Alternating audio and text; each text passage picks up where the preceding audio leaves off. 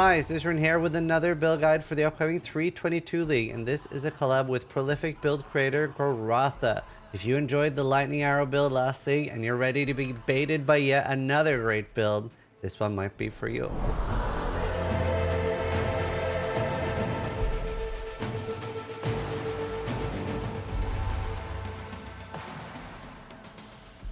Goratha is going to be league starting this himself, and this is Glacial Hammer on a Juggernaut, especially using the new trauma.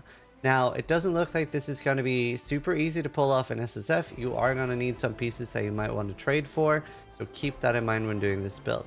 But it looks like it has a lot of potential for bossing and mapping. Now, keep in mind, this is using some new mechanics, so it's not something that's completely tried and tested. Goratha has been doing some experiments without the trauma, and it's been holding up pretty well up to early maps. So just keep that in mind when choosing the league starter, that this isn't something like Explosive Arrow that we know for 100% is going to be one of the best builds. But with Goratha playing this as a league starter, you'll be able to watch him doing everything and ask him questions and help along the way. And now, Goratha will show you a little bit of how the build actually plays. Hey, what's up, Zizzers? Goratha here. So today I'm bringing you guys another, hopefully not bait build. I mean, the Lightning Arrow character turned out pretty well. We don't talk about the Volcanic Fissure character though. Anyways, Glacial Hammer. It's basically Cold Bone Shatter. It'll play very similar to that. Before we get into Glacial Hammer though, I would recommend you level with Ground Slam into Sunder. The reason for that is Glacial Hammer doesn't have any AoE without nodes on the tree. You're going to look for Tribal Fury on the tree to get melee splash, and the attack mastery for additional strike. I recommend swapping to it once you have that and Call to Arms. Call to Arms works really well with Ancestral Cry. I generally like to left click that to automate it. For mapping, like I said, it's basically Cold Bone Shatter. You just Glacial Hammer things. They blow up with shatters and it's really satisfying. Everything's frozen. Even bosses don't fight back. Very strong. It is a melee build, so you're relying on totems. You want to put your totems down on tanky rares or bosses. I generally like to take the totem linger mastery. You can occasionally pop them down while leaping around, and your boss will linger. And yeah, it's a big part of your damage, so you need to make sure you do that. For your cursing, it's automated just by having cast damage taken. The way that works is trauma will proc your cast damage taken, and it'll proc your curse, or whatever else you have linked to it. In our case, we have Molten Shell linked as well. Pretty much how you play the character, it's not very difficult, and it's not very button heavy. A lot of people will probably like that part of it. And yeah, that's pretty much everything I have to say about the build. It's just very, very strong looking. I really hope it turns out well, because it looks really fun, and the practice I did was really fun, and it looks really strong on paper. So yeah, I hope it's good, and I hope I'm not baiting you guys. I mean, I would never bait you guys. It's definitely not a bait.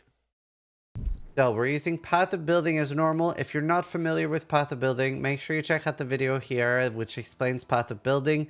And Goratha has done a great job by making a step-by-step. And again, you can watch him play this at League Start. So you'll be able to see how it performs and if he has to make any changes based on the trauma gem, etc.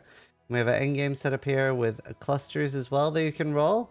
So one thing about Ascendancy order, starting with Undeniable can be really, really good. It gives you the accuracy and attack speed, etc. And then waiting with using Trauma until you have Untiring and also Inexorable. That's going to help a lot with endurance charges, etc. and making you really tanky. And the 50% armor while stationary, obviously we're always stationary while attacking. So do have those before you use the Trauma stacks, because it's quite easy to actually kill yourself to those stacks. And then with all the endgame stuff that is planned, it looks at around 10 million damage. Now this is with 30 stacks of trauma simulated. Obviously the support gem isn't in yet. And we have 6 attacks per second. So getting over 30 shouldn't be a problem. You do have to be a little careful that you don't kill yourself to the trauma as well. And that is why we're Juggernaut. And the Ascendancies are baked into the trees as well. And here in the skills, early on, you're leveling with Ground Slam into Sunder. Very, very easy. Not that much links you need early. And then there's an endgame pre-Heat Shiver. Heat Shiver does give a large amount of damage for this build. We're using Glacial Hammer, and obviously the new support gem would be one of these as well. We are going to be using both Ancestral War Chief and Ancestral Protector. That's why we have multi-totem on one of them. And they give large amount of buffs. And you can see in the endgame tree, because of this, Goratha's picked up Ironwood and Panopticon as well. So this is just to give some tank that they won't die constantly, like the Shaper Balls, etc. Things like that. It can be a bit of a pain to keep them alive. And if we go to the endgame links and we look at the endgame gear here, it's not actually like that insane. We're using a Frost Breath as our endgame weapon. Now, obviously, this can be a pain to get on Soul Sulfan. That's why I don't recommend doing that on SSF, but on Tradely, it should be quite easy to achieve this. We'll hover over everything else in the endgame stuff that does give this 10 million damage. So you can see that it's not really that crazy. Heat Shiver. Juggernaut has a really, really nice thing where if you don't have any life on your chest, you can grab the Life Mastery. That is 15% increased max life if there are no life modifiers on equipped body armor. And Juggernaut benefits so much from the Ascendancy that doubles the armor on your body armor. So if we look at the armor down here, it's currently 74,000, but without the chest, 36. So you're getting 40k armor from just a chest piece, which is pretty insane. Tanu Ahi, very, very good. It gives us Adrenaline and Onslaught, which is great. Then we have just life and suppression gear on pretty much everything. Yoke of Suffering. This can be great for making the enemies take 5% increased damage per ailment you have. Here we have just like fairly basic rings with a lot of accuracy. Really, really good belt in the end game. But all of this gear that is giving us 10 million damage really doesn't look that crazy.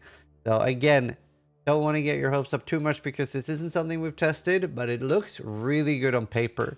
And with Goratha playing himself, we'll figure out very quickly whether it's good or not. We'll hover over the flash real quick as well. Taste of Hate, pretty big for this build, obviously, both for the physical damage taken as cold, but also the fist damage as extra cold damage. So really, really good to have. If we look at the leveling stuff, it's pretty basic. Just pretty much life and resist on everything. A Prism Weave early is really good.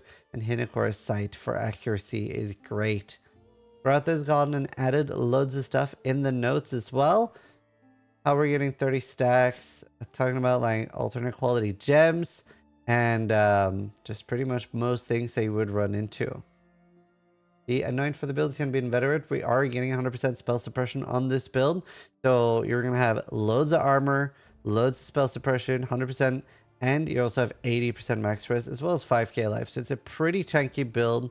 Not crazy life regen, but we do have 330 and you get leech. So very, very, very nice there. And either way, if you guys love the collabs we're doing like this, feel free to subscribe to help the channel. We do also have the membership thing, which helps us out a lot. But more importantly, try to die less than I do.